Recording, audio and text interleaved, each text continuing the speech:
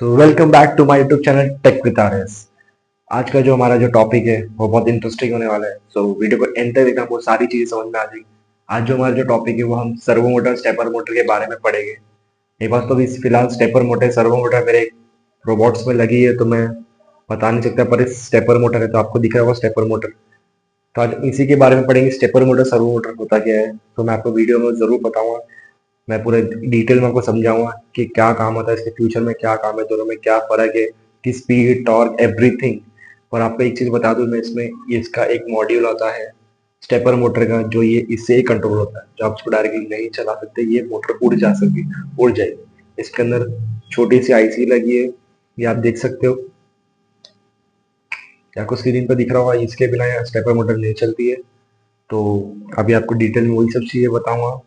So video को and तक देखना। So let's. आज का जो टॉपिक है, हम सर्वो मोटर स्टेपर मोटर के बारे में देखेंगे। क्या है, देखो इलेक्ट्रॉनिक्स की जब बात आती है तो उसको बहुत सारी मोटर्स होती है, अंदर बहुत अलग टाइप की मोटर्स होती है। डीसी मोटर्स होती है, स्टेपर मोटर हो गई, सर्वो मोटर हो गई, बहुत सारी, पर सबके अलग अलग इंडिविजुअल काम होते हैं।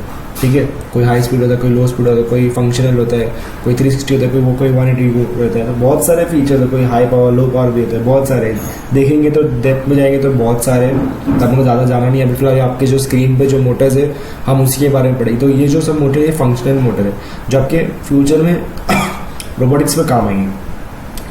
So let's start a video. तो देखो, सबसे पहले मैं आपको ये सर्वो मोटर स्टेपर्स के बारे में बता दूंगा।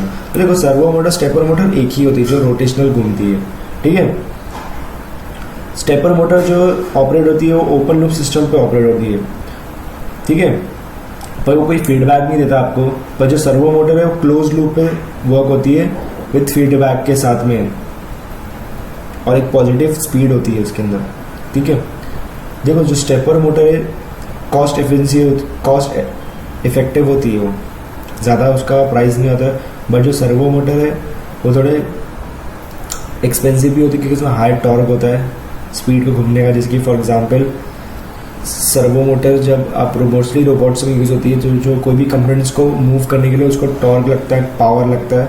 टॉर्क एक पावर होता है, पार्ट ऑफ पावर का, तो उसको पावर का उसको लगता है। इसकी वजह से थोड़ा एक्सपेंसिव आ जाती है सर्वो मोटर्स। स्टेपर मोटर्स थोड़ी चीप आती है एज कम्पेयर टू सर्वोस।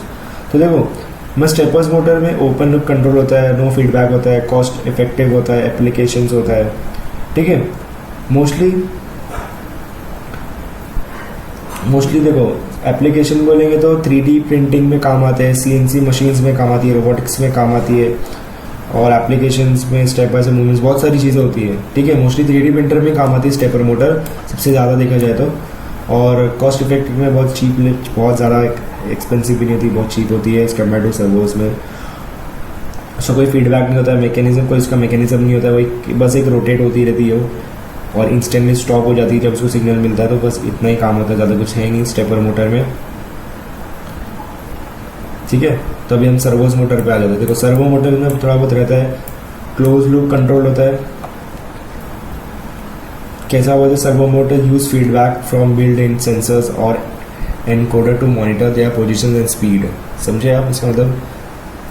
वो पोजीशन देता है अपने, जब वो सिग्नल्स को मिलता है अपनी, तो जैसा वो उसको सिग्नल मिलता है वो वैसी पोजीशन लेता है, वो या राइट हो या लेफ्ट हो, अपनी स्पीड है, अपने जो टॉर्क देता है। फीडबैक मैकेनिज्म के थ्रू होता है, जैसे कि कोड अपन जब थ्रू सॉफ्टवेयर के थ्रू डालते हैं वैसे उस तरह मैकेनिज्म की तरह होता है।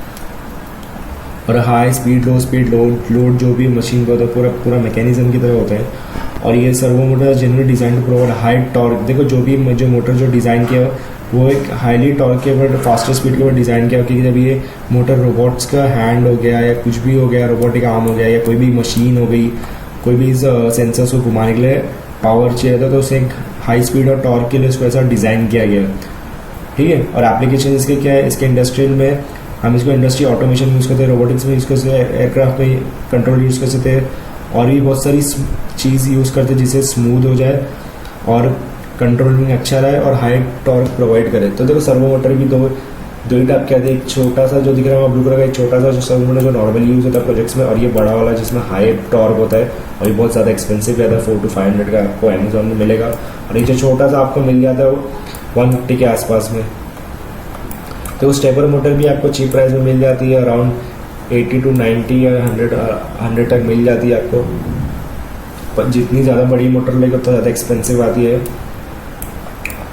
और तो ये देख सकते हैं सर्वो मोटर, स्टेपर मोटर, ये बड़ी वाली स्टेपर मोटर है जो मोस्टली 3D प्रिंटर में या फिर ड्राइंग वाली जो मशीन होती है उसमें यूज होती है। तो आज का जो हमारा यही वीडियो था, I hope you understand my video.